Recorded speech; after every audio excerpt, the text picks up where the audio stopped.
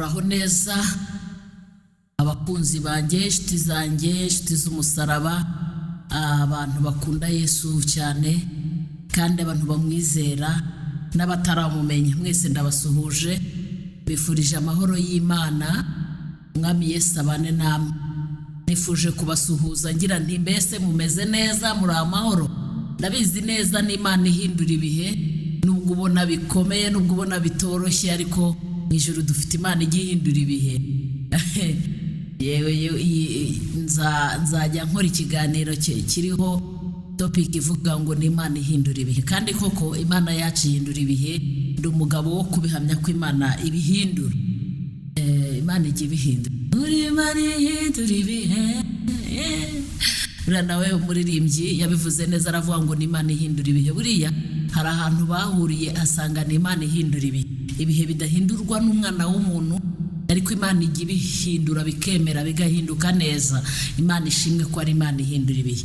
Rero nifuje kubasuhuza muri iri jambo riri muri Yohana ibice 5 ku murongo waho wa 44. Reka mbasuhuze mu izina ryiza rya Yesu, kandi Mwami Yesu wabane natwe, abane namwe nanjye, kugira ngo mwumve icyo izi ntashyo zivuze. Navuze ngo dusome mu izina ryiza rya Yesu, Yohana ibice 5 ku murongo wa 44. Mbese mwabasha mute kwizera kandi mumaranira gushimwa n'abantu mu cyimbo cyo gushaka ishimwe riva ku Mana ubwayo? Imana ituganze, Imana itugirire neza, Imana iturengere, Imana itwiteho. Bibiliya iratubwiye ngo mbese ubundi mwabasha kwizera muti, cyangwa twabasha kwizera dute kandi turumaranira ishimwe ry'abantu aho kumaranira gushimwa n'Imana?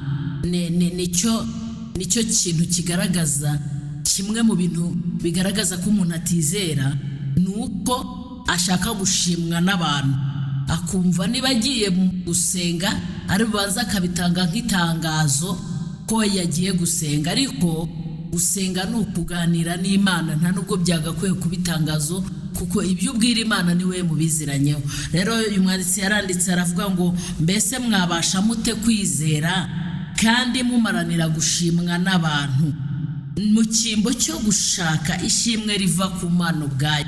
Aho gushaka ishimwe riva ku Mana ubwayo,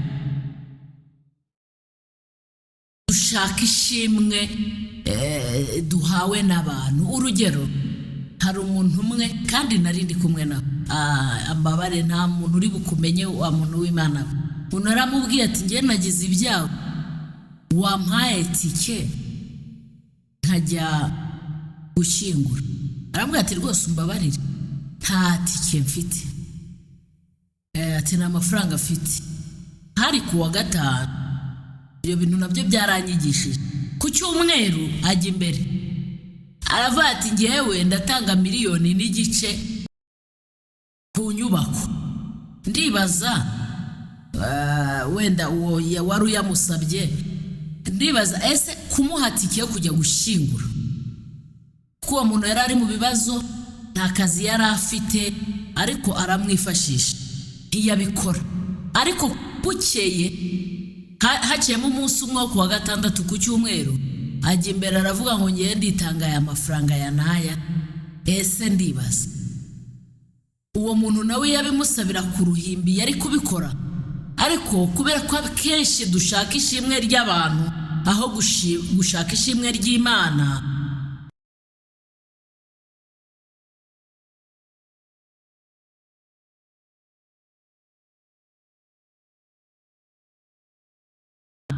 ikintu kitari se bumbivuge gutera, kitari ukugira ngo abantu batubone.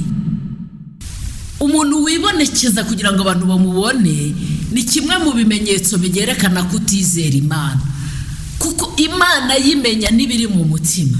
Niyo ugambiriye neza, Imana irabimenya ikabiguhera umugisha. Niba rero utaramenya ko Imana imenya nuko wagambiriye gukora neza, wenda ukabibuzwa n'ubushobozi ufite, ukumva ahubwo wajya imbere kugira ngo abantu bakubone, ni ikigaragaza kutizera Imana. Rero umuntu wese usenga Imana akwiye kwizera ko Imana iriho, akwiye kwizera ko Imana ireba, ntabwo ari ngombwa kujya kwifotoreza kuri kawungu uhaye umuntu ngo ufate ifoto.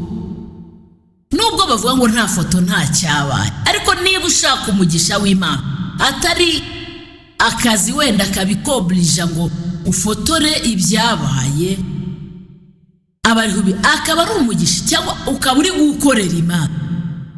Ukwiye kwizera ko Imana ibibona utabishyize muri rubanda ngo abantu babibona. Rero umuntu wese usenga Imana akwiye kwizera ko iriho, kandi kwizera ni inkingi umuntu wese usenga Imana akwiye kubakiraho. Ko kwizera ni ukumenya rwose udashidikanya. Hari ibintu ushobora kumbwira cyangwa ukabibwira umwe mu muryango wawe ntabishoboka, ibintu ubona ko ukwiye kubwira umuntu, rero birya ntabwo byahagurutse Imana ngo izere. Reka ibintu bikenumurwa n'abantu, ariko iyo wizeye Imana kwiriho kwikora, Imana irakora bavandimwe. Kandi bimbabwira hari umuririmbyi wabiririmbye aravuga ngo ijuru riratabara ntabwo ari igipindi. Ukwiye kwizera, nanjye nkizera ko Imana iri kandi kwikora. Niba ntazi igitenge ni igitanga, atari ngombwa ko abantu babona ko nagitanze, kuko Imana itanga umugisha. Si ngombwa ko abandi bantu bamenya ko ibyo bintu nabikoze. Niyo mpamvu ukwiye kwizera ko Imana ibibona, umutima wabikora wonyine. Noneho rero aho gushaka ishimwe riva ku Mana, dusigaye duharanira gushaka ishimwe riva ku bantu. Ikibigutangaza ni uko ushobora kubana n'umuntu mubana mu murimo w'Imana, igitenge kikamucikiraho cyangwa se n'ibindi, bakaba bamuhagarikira n'umusanzu, ntube watekereza kuwumwishyurira. Ariko kubera ko wenda runaka agiye kubyara, mukajya kumukorera baby shower, nayo si mbi, ariko hahandi ugiye kuhatanga amafaranga wenda kubera iki? Twese akenshi, ntabwo ari twese, ahubwo akenshi si dusohoyemo ni reka mbibaha nawe azambibaho. Mbese ni ukubana n'umuntu kuko hari ikindi umutezeho, ni ukubana n'umuntu kuko uzi ko hari ikindi azakumarira. Ariko turi kwibeshya cyane. Nimba ndi kubwira abantu babyumva, ibintu bikugarukira ni na bya bintu wakoranye. Abakoranaga urukundo bazahora bamuhimbaza, abakoranaga urukundo bazahora bamuhimbaza. Abantu bakorana urukundo ibyo bakora bazahora bahimbaza Imana, bazahora bahimbaza Imana. Ariko wowe ubikora ngo abantu bakurebe, nubwo uti mwami sinagize ntya, wakubwira ati mva imbere wakivumewe, sinageze no kukumenya, kubera ko wabikora kugira ngo abantu bakubone cyangwa abantu bagushime, ariko ni wabikoze kugira ngo izina ry'Imana rihabwe icyubahiro. Byose rero dukora tubikore kubw'icyubahiro cy'Imana. Bimwe rero mu bintu bipima ko twizera Imana ni imirimo dukora. Imirimo ukorana urukundo uzayigororerwa, ariko imirimo ukora kugira ngo bakurebe nigaragaza cyambere ko utizera Imana, kandi igaragaza ko utazi n'iyo ukorera. Ko Imana ukorera ni Imana yihagije, utiriwe ujya no sinzi ukuntu nabivuga, ariko dukwiye kumenya ko Imana iriho tukayizera. Ni ikibazo rero uyu umwanditsi wa Bibiliya yatubajije, yaravuze ngo mbese mwabasha mute, mbese twabasha dute kwizera Imana kandi dushaka ishimwe ry'abantu aho gushaka ishimwe riva ku Mana? Ibyo bintu muzabibona kenshi, uzabibona kuko sumo mbikubwire gute. Umuntu rero wizera aba akwiye guhararira kogeza cyangwa kuvuga izina ry'Imana cyangwa kogeza ubwami bw'Imana. Bimwe mu bintu bigaragaza ko wizera Imana ni uko aho kwiyogeza uvuga ubwami bw'Imana, ukavuga iby'Imana, ibintu byose ukoze ukabikora ku bw'icyubahiro cy'Imana, ibintu byose uharanira kuvuga no gukora ukabikora ku bw'icyubahiro cy'Imana. Naho niba ushaka ishimwe ry'abantu, ibyo bintu biri mu bigaragaza kutizera Imana, kandi Bibiliya yarambwiye ngo utizera ntibishoboka ko anezeza Imana. Ntabwo bishoboka ko wanezeza Imana. Ikibazo kirabajije, mbese twabasha dute kwizera Imana kandi tumaranira ishimwe ry'abantu? Runaka arabyara, ariko kuko n'ubundi asanzwe atifite, ntago ndi bumushyire ibikoma ngo mparanire kujyana ibi n'ibi kuko nawe ntacyo azamarira. Ariko undi unabifite kandi byinshi, utamushyiriye n'ibyo umushyiriye, warabifite abiha n'abantu, ariko kuko we aranabigwisha, kubimuha si bibi kuko mufite umubano mu banyu. Ariko niba ubikora, bikorekere kuri bose, nicyo kizagaragaza ko uri kubikora kugira ngo ubwami bw'Imana bwaguke. Nicyo kizagaragaza ko uri kubikora kugira ngo izina ry'Imana rihabwe icyubahiro. Naho niba ubikora kugira ngo ukore ishimwe ry'abantu, urabyica. Utizera ntibishoboka ko anezeza Imana, kandi ntiwakwizera Imana kandi uharanira ishimwe ry'abantu aho guharanira ishimwe riva ku Mana. Dukwiye gukora ibintu byose ku bw'icyubahiro cy'Imana. N'icyo ukoze ntaba ari ngombwa ko abantu bandi babimenya. Umunsi umwe negeze guhura n'ikibazo, twegeze kuko ndi umubyeyi, dufite umuryango, twegeze guhura n'ikibazo cy'ubukene mu rugo. Umuntu umwe aduha igitoki, mbabwiza ukuri, cya gitoki nagisanze ku wundi muririmbyi uririmba mu yindi korari. Arambaza ati igitoki runaka yabazaniye cyarashize? Mu by'ukuri nkubaze,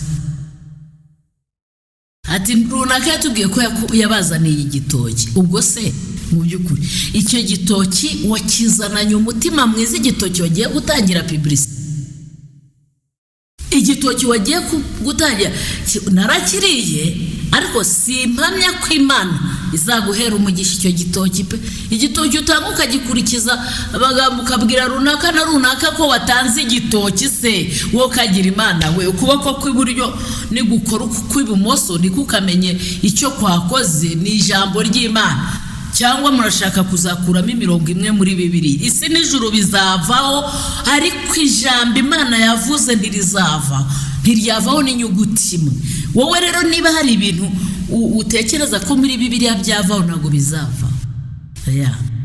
Rero twabasha dute kwizera Imana kandi twebwe duharanira ishimwe ry'abantu? Uyu munsi ndabinginze, nanjye niyinginga, dukorere ibintu byose ku bw'icyubahiro cy'Imana. Ibintu byose tubikore byerekane ko twizera. Ntabwo kuburirimba cyane, ngiye nkunda kuririmba, ndabikunda cyane. Iyo mpano nayihawe n'Imana, kuririmba nabihawe na Mesiya. Ntabwo nzi guhogoza cyane, ariko kuririmba ni ibintu nkunda Mana, nibyo bintu binduhura umutima. Ariko kuririmba cyane sibyo bigaragaza ko nizera Imana. No kubwiriza icyo kikabira sibyo bigaragaza ko wizera Imana. Ahubwo no kuzura umwuka wera ugahano ntibigaragaza ko wizera Imana. Ahubwo ibintu bigaragaza ko wizera Imana ni imirimo ukora. Niba uyishyira kuri publike, ntibigaragaza ko uri gushaka ishimwe ry'abantu, utari gushaka ishimwe riva ku Mana. Kandi ntiwahamya ko wizera Imana kandi ushaka ko abantu bagushima. Iyo wizera Imana uba ubizi neza ko Pawulo yandikiye Abagalatiya arababwira ngo mwe kuyoba, Imana ntinegurizwa izuru, ibyo umuntu abiba n'ibyo asarura. Ukwiye kumenya ko icyo wabibye uzagisarura. muri ubu bugingo turimo, muri ubu buzima dufite hano mu isi, kandi ko Imana izakugerekeraho ubugingo buhoraho. Iryo ni ijambo ry'Imana. Mwakire neza ijambo ry'Imana. Haleluya. Rero niba twizera ko Imana ari Imana izirikana ikintu umuntu akoze, ari Imana itibagirwa imirimo umuntu akoranye urukundo, ukwiye kuyikora atari ngombwa ko abantu babimenya, ahubwo ukayikora bucece kuko ubizi neza ko Imana ukorera ari Imana ireba, ari Imana imenya mu mutima. Imana imenya umutima ubikoranye. Ushobora no kubiha runaka ari ukugira ngo akubone gusa, ariko nta rukundo ubikoranye, kuko Uwiteka Imana yaduhishe ibanga, kumenya mu mutima w'umuntu yabigize ibanga, iyo itari duhisha twari kubeshyanya iki? Iyo itaduhisha iryo banga ryo kumenya mu mutima, hari n'ubwo ubimushyira atari uko umukunze, ahubwo ari ukugira ngo wivivuze ko nawe wahageze atakwibazaho, ariko ukwiye gukora ubizi neza ko hari Imana ireba. Amaso y'Imana arareba, ntagira na kimwe hishwa. Amaso y'Imana arareba. Ukwiye gukora, abakoranaga urukundo bazahora bamuhimbaza. Ukwiye kubikora neza, kubera ko nubikora neza bizakugarukira, nunabikora nabi nabwo bizakugarukira. Kuko umuntu abibye nicyo asarura. Nubiba amahoro uzasarura amahoro, nubiba amahane uzasarura amahane, nubiba intambara uzasarura intambara, nubiba ibyiza uzasarura ibyiza, kuko Imana nuko ikora, niko Imana ikora. Rero twige gukora ibintu byose. We nanjye twisuzume, tuvuge tuti mbese koko ubu twizera Imana? Bibiliya iratubajije ngo mbese ubundi mwabasha mute kwizera Imana kandi mumaranira ishimwe ry'abantu? Niba ntera akakorasi ngashaka ko abantu ari bo bandeba, ubwo deja ibihembo byanjye ndabibonye. Ariko nabamombye cyane, nawe wabuhombye. Dukwiye kwisubiramo tukisuzuma. Niba umuntu utizera bidashoboka ko yanezeza Imana, icyo wakora cyose nticyanezeza Imana kuko utagikoranye kwizera. Rero izere, dusubire inyuma twisuzume, tuvuge ngo mbese ibintu byose tubikora kugira ngo izina ry'Imana ryubahwe, kubera ko nubwo abantu tutagushima Imana iragushima. Imana irabibona, n'Imana ireba, n'Imana imenya. Kandi nkubwire, niba utegereje ko abantu tuzagushima uyu munsi, ejo tukuvuga mabi yose abaho, tuguhimbire n'ibitabaho. Niko abantu duteye. Ukwiye kwiga kubana neza n'Imana. Ibyo ukora ukabikora kubw'icyubahiro cy'Imana. Ibyo ukora byose ugatekereza kuri kugira ngo ubwami bw'Imana bwaguke, nibwo kwizera kwawe kuzaba gushyitse. Naho nimba dushaka kwemeza abantu, ntabwo twizera Imana. Kandi umuntu utayizera ntibishoboka ko yayinezera. Dukwiye kwizera kwiriwe, dukwiye kwizera kwikora, dukwiye kwizera kwibona ibintu byose, dukwiye kwizera ko ibidashobokera abantu ku Mana ari nk'ubufindo. Iyo ivuze ngo ibi bibe biraba, niyo mpamvu ukwiye gukura amaso ku bantu.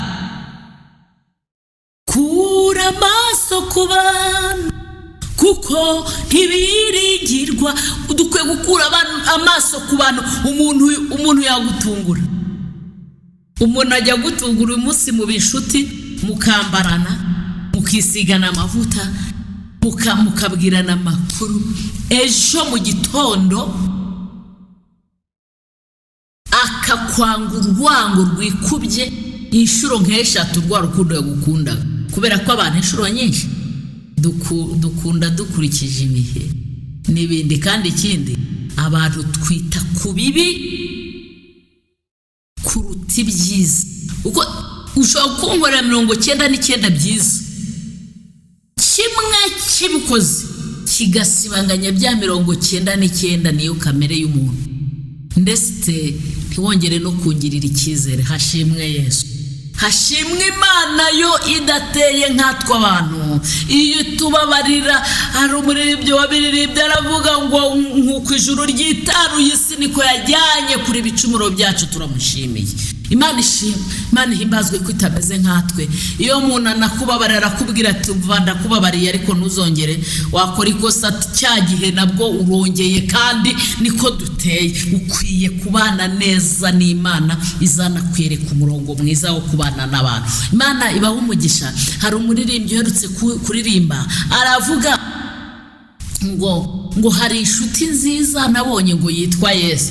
Aravuga ngo inshuti ewe, ariko mwabaririmbye namwe mwararirimbye, Imana ibaho umugisha. Aravuga ngo inshuti ngo murabana, ngo mugasangira mukagera muti ejo mu gitondo mwagira ikibazo zikagucikaho zose na message bagwaga ntuzo. Reka nkubwire, hari umwana w'umukobwa umwe yaravuga ngo ndagukunda cyane. Icyo gihe nari twari dufite ikibazo cy'ubuzima, twigeze guhura n'ikibazo cy'ubuzima pe bikomeye cyane. Aravuga ngo ndagukunda cyane, bucyaza kunsura. Ahageze arebye ahantu barambaza ngo nahuba, yego nahamuba, yego yo mami, Imana we, Imana izagirire neza. Kubera ko ibibazo nge nahura nabyo ntushobora kubimenya, kuko ngewe singomba gusa n'ibibazo, ngomba gusa na Kristo. Kandi ntabwo ibibazo byantwaza igitugu, kubera yuko mbizi neza, ndabizi neza ko igihe kijya kigera Imana ikabihindura. Niyo mpamvu icyo gihe nyine yambonaga ndi guseka nishimye dusenga, yanyandikira nkamusubiza n'Umwami Yesu ni muzima, nkamubwira amagambo y'ibyiringiro ku Mwami Yesu ashobora ibintu byose. Ahageze asanga narakubiswe, arayitegereza arareba. Za message yampaga mu gitondo ntiyongera, kwa kumpamagara ntiyongera, kuva yavaho arebye ubuzima twari turimo. Aravuga ati ibi ntabyo, hari nka 2013 ngira ngo ati mbese agenda ntazi nuko agiye, nuko ari umuntu wa rukundo yankundaga rurarangira. Ariko mu ijuru mfite umuntu mvugira n'umukuru w'abatambyi yitwa Rukundo. Uwo rero niwe ngomba kubana neza nawe, nkamwizera. Muri byabivuze neza ngo icyama nkarorera rwose kwishingikiriza ku by'iyi si, nkamwizera wenyine. Abango ngahumurizwa no kumenya yuko Data ugaburira inyona zanyumvira nanjye. Kora byose kubw'icyubahiro cy'Imana, nibyo bizagaragaza urukundo ukunda Imana, nibyo bizagaragaza uburyo wizera Imana.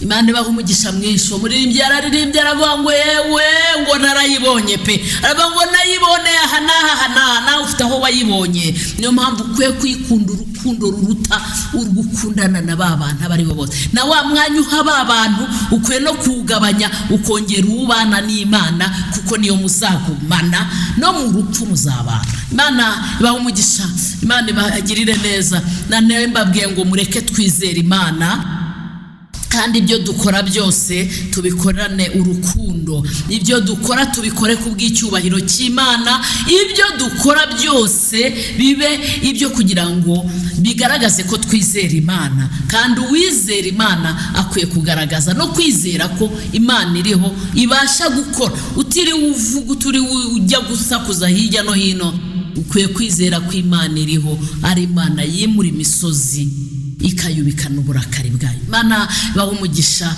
aho muri hose, muhaye muronke kuboko kwiza kw'Imana kubane namwe, kandi Imana icinzira rwose, icinzira. Hanyuma abantu batari bamenya Kristo mbararikiye kumumenya, kuko kumumenya n'ubuzima.